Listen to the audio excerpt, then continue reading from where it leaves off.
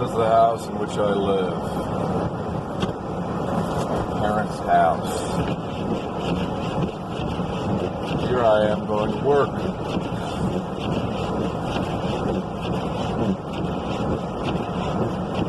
Facing the sun.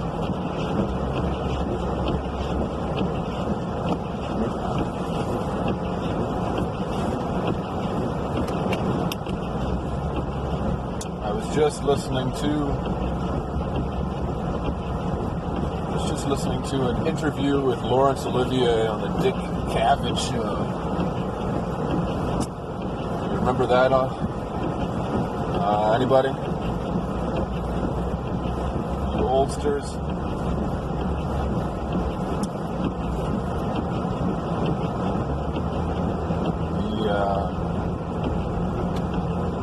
He was talking about the importance of theater. He said that theater is the initial glamorizer of the intellectual life.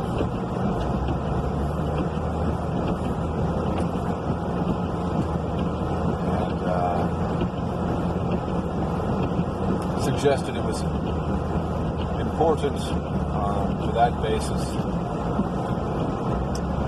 on that basis alone.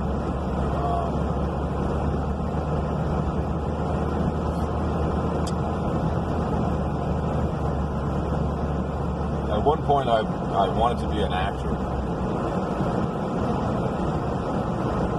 until I realized what that entailed in the current world state. It's a little like how Paul talks about coming to terms with how the art world is. I wanted to do traditional art. But I think I basically wanted to do traditional acting in a kind of Laurence Olivier sort of way.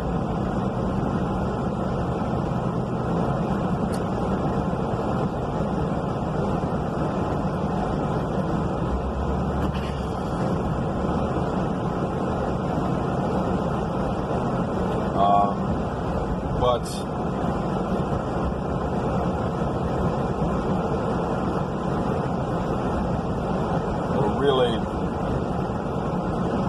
really my desire has been to do everything.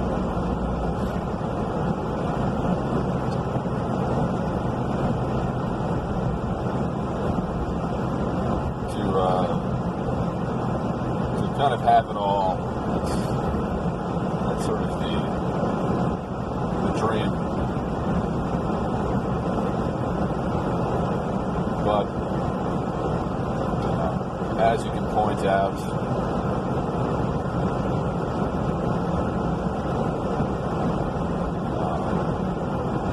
the world is imperfect in so many ways, and it's difficult to realize any kind of coherent vision. I mean, I get so nostalgic sometimes for college life, simply, or if only, because it's the closest I've ever come to living in a community. Artificial in some ways, yes, but living in a walkable community, right? And this globalized, dispersed world of ours, technologized world,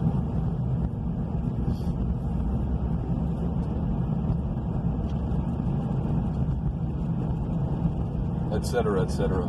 It's difficult to have any kind of coherent sense of who it is you're playing to, who the audience is,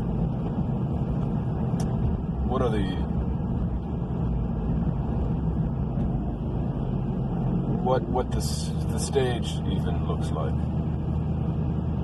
upon which you might like to perform.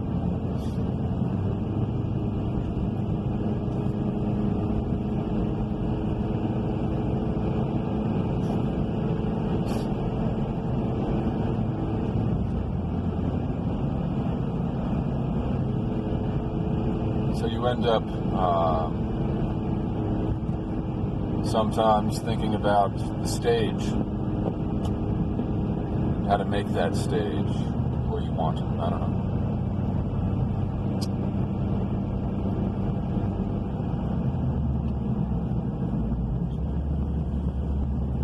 When I first started making these videos, it was just a way of talking and getting clarity into my own thoughts, and then I started putting some goofier stuff up. And then, I don't know, started responding to people.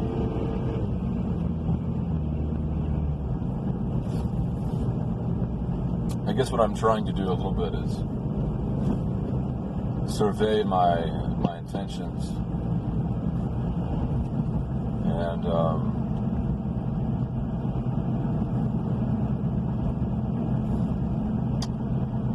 just come to some kind of,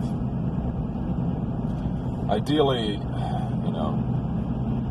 come to some kind of grips with my own intentions, my own feelings and thoughts, and if people find value by riding along, that's great.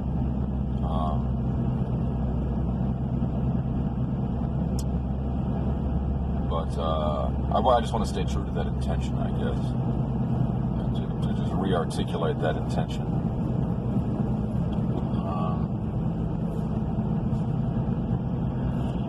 I woke up this morning not feeling entirely put together. I don't know why. In general, things have been better. I've been more solid lately, but this morning I felt a little unglued.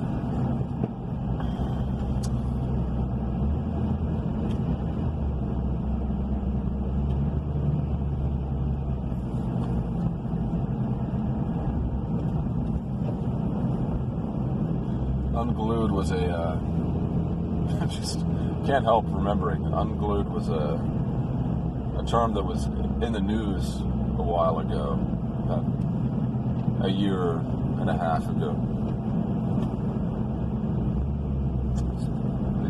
President Trump was said to be, his administration was coming unglued. For a while I was listening to this podcast called The No Agenda Show, in which they listen to all the different news outlets and dissect the news, and show which phrases, which sort of militarized languages are being used.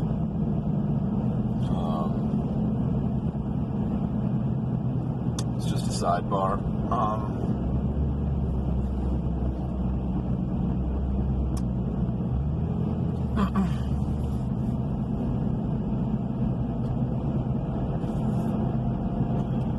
I'm trying to remember the term that Rupert used about to describe his being gun shy to show his music. I want to say he said it was like making love in public, but I don't think that was it. Getting undressed.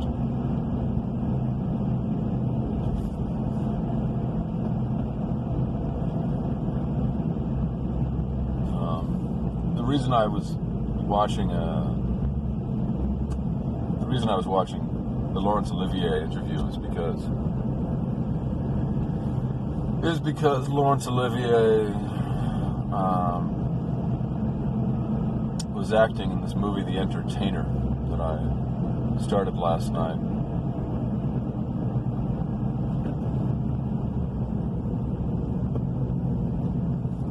I don't know if this thought is really going anywhere, but there is a song in that movie about caring. It's sort of a vaudeville number. Why should I care? Why should I care? Bum ba dum bum bum and na na na na na na na na. Why should I care? Da da da da da wow wow. What's the use of despair? Da ba da da da do do.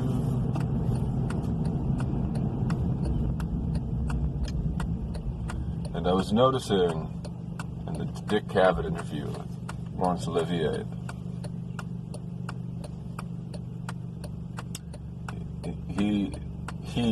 Laurence Olivier has this wonderful subtlety of facial movement. His face can shift rapidly between a feeling of almost like of contempt and then rapidly to benevolence or to sort of a loving tenderness of the same object. In this case, it was the audience, the Dick Cavett show's audience's applause, because Dick Cavett asked him to recite a sonnet, or recite something. He recited a sonnet by Shakespeare,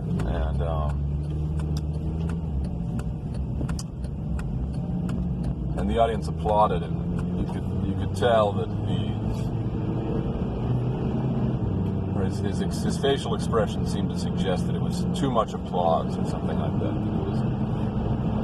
He just had this sort of, it was just like a flash of, I don't know if I'm making too much out of it, but it struck me when I saw it. It's kind of a flash of almost like a kind of a contempt, and then back to a warm, very, very tender look.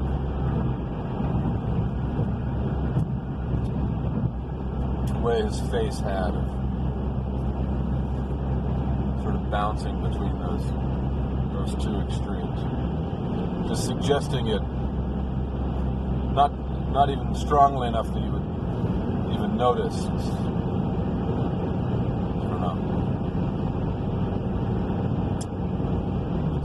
Shades of meaning. It's like the gliding by of a bird's shadow or something.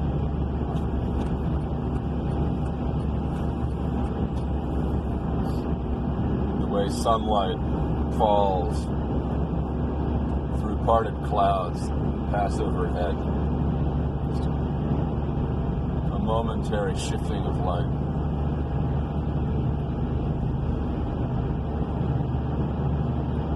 That as a metaphor, perhaps, for the movements of the soul.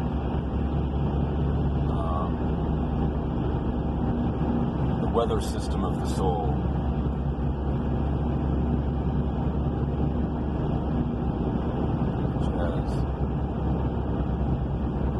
Which experiences various states, unpleasant and pleasant.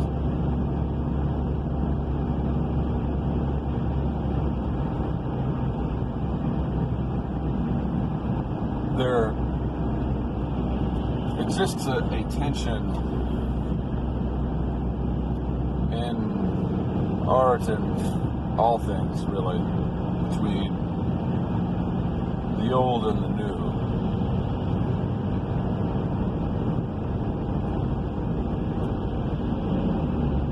Between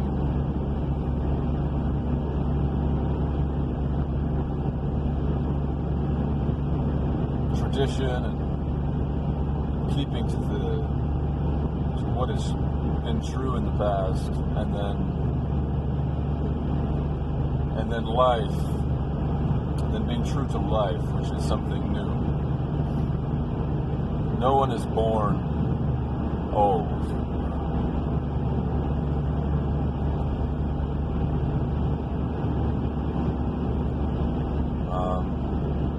This theme is on my mind because I just listened to a lecture on William Carlos Williams, who was a rival of Ezra Pound, and it's part of this modernist lecture series I've been listening to. Yale lecture series on YouTube.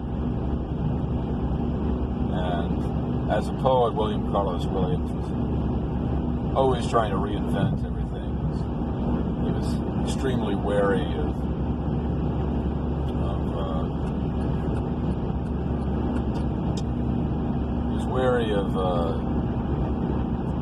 of old poetic forms that he considered dead.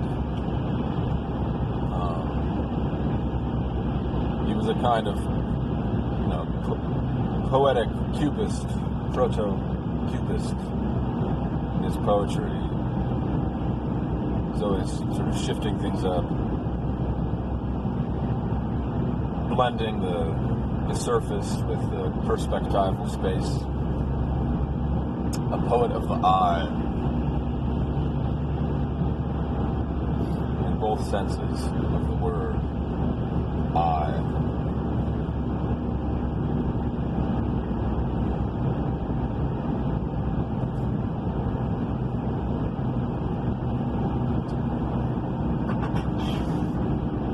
And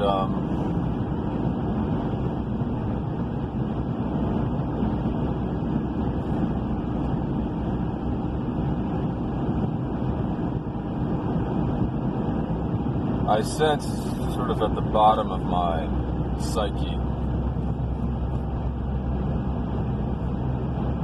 when I get claw past the sort of the blowing sands of the moment into deeper down into what's essential, searching for a foundation, but consciousness does not have a bottom or a top. It has a horizon all around, but the conscious mind cannot really land anywhere. You're always sort of in a state of treading water, of riding various currents.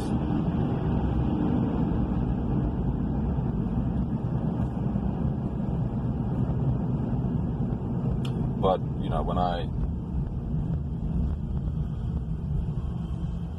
when I look inward, down into what, I guess into my desire for some kind of fulfillment,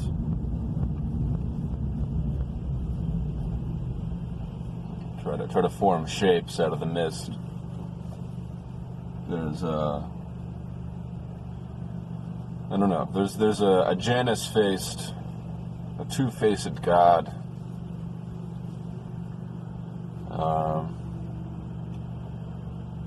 Quality, to the thing, to whatever it is. There's sort of this melancholic, more Wojak, like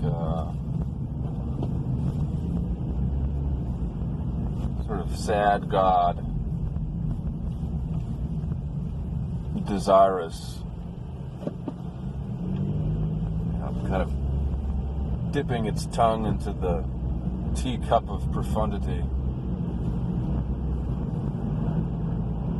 level of the thing.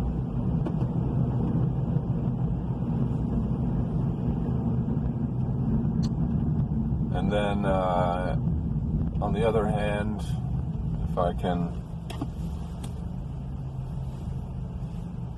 swim past Godzilla's tonsils, fight my way through his esophagus, make my Robert Frost way down one of the two tracheal tubes into the lungs where things subdivide further, down into little veins a millimeter thick.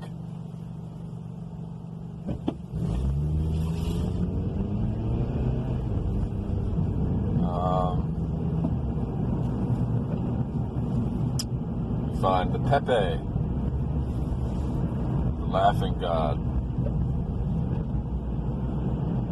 god of immortal jest. It's sort of a pagan way of talking. The Judaic analog would be when Jesus says,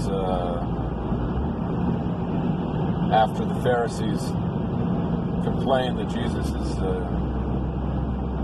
feasting with sinners, Jesus says, you are like children who pipe and play mournful tunes and wonder why I do not cry, play laughing tunes and wonder why I do not laugh. However it goes, referring to John the Baptist, came fasting. They said he had a demon. When the Son of Man comes, he's feasting. They say he's a drunkard, etc.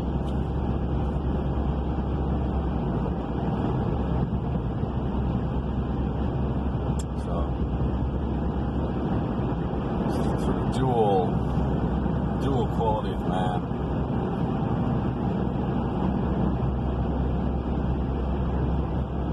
Sort of the unity of those two sides.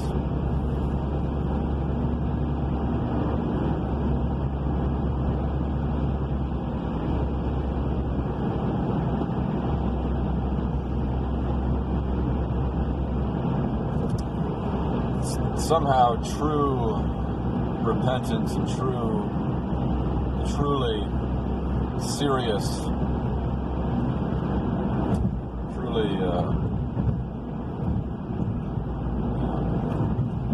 ascetic will always seem too extreme, and the truly joyful will always seem too extreme as well. That's not to say that I have a perfect grip on these things, but I navigate it as best I can.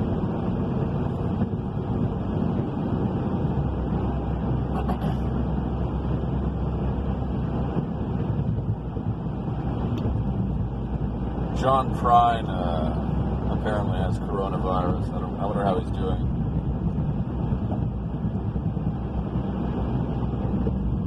He has a song, though, called An Illegal Smile. I forget exactly how it goes.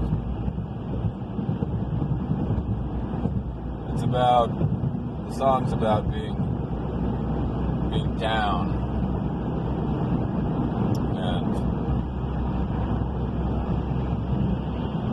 Suddenly realizing, reveling in the fact that one has access to an illegal smile.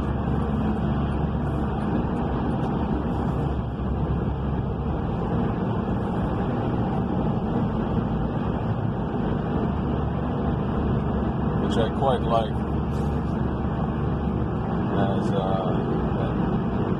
as an instance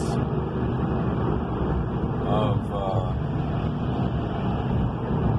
the sort of the way positive emotion and perception can bubble up the windpipe and shed light on an otherwise gloomy situation. And one's thoughts tend to reinforce themselves in a self-perpetuating cycle. That's just sort of how it works. It's how thinking works. It's how any given state of mind works. Self-reinforcing state, a set of presuppositions which prove themselves.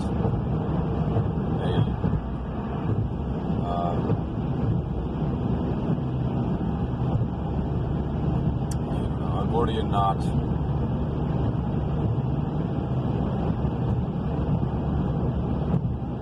Unprovable axioms.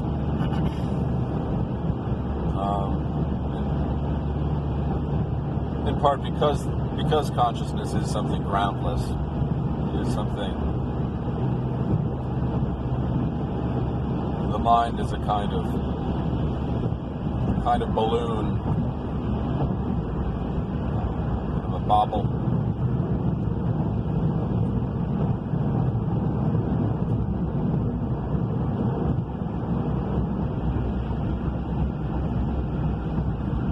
So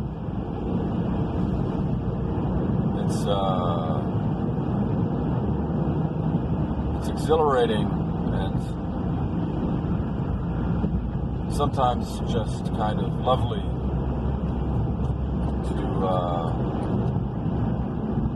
to get a handle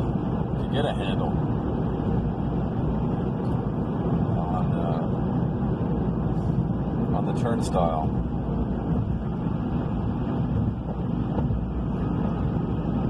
On my lunch break at work, I often nap in my car. And the other day I was reclined in a sort of half-conscious state. And I supposed for a moment that I had forgotten how to use handles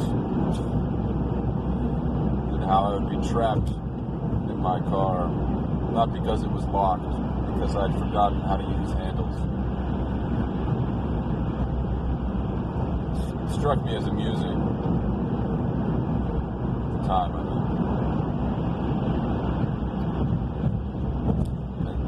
And the curiosity of the whole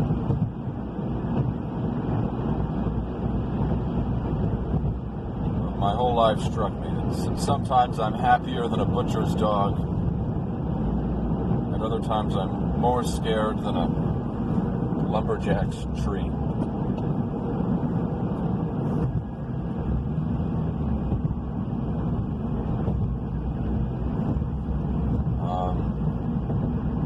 Speaking of dogs and trees, this business of evolution. So a final footnote before I arrive at my place of employment.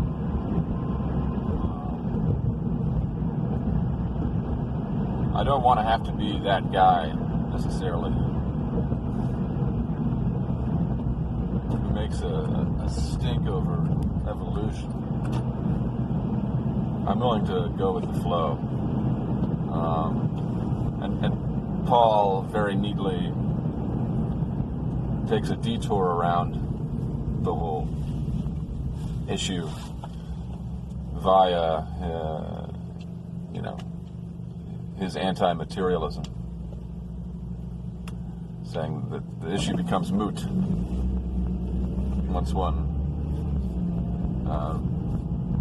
regards not the materiality of things. Materialism is the culprit.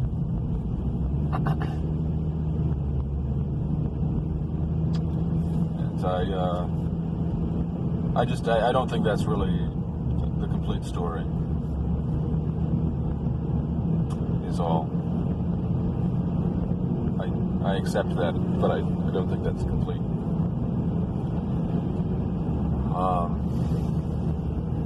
The point about microevolution is that it's actually devolution. It's related to the way in which a harsh environment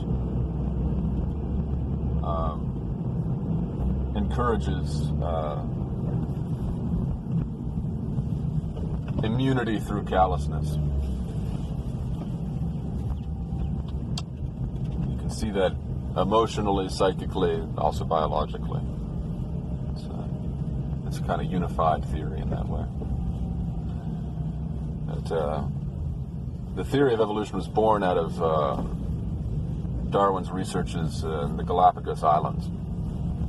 And the Galapagos Islands, as Annie Dillard writes, are these marvelously spread out islands. Each island is sort of cut off from the other islands, and so you have this unique environment where there are very few predators. And when you have a place where there are very few predators, it's not that things, I believe it's not that things evolve, it's that things are allowed to live and are prevented from devolving. And so you get these wonderfully kind of goofy animals.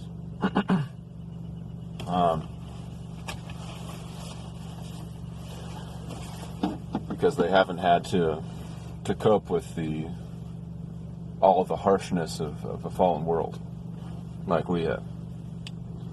And part of the problem with globalism, with our interconnectivity now, given this current pandemic, is that we're all becoming more and more Chinese, in the sense that we're all having to fend with sort of the harsh winds of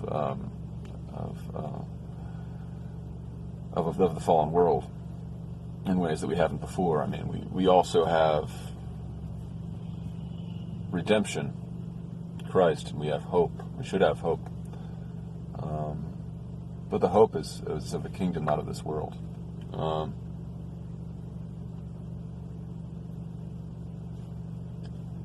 So yeah, microevolution is a kind of devolution. And the point isn't just that it's not material. Is that there is an intelligent presence. There's God who creates things, and He can do so in ways more or less imminent or more or less sort of pre-planned. God weaves His will in the present, the past, and the future. So it's not like He can't use efficient causes in the here and now. But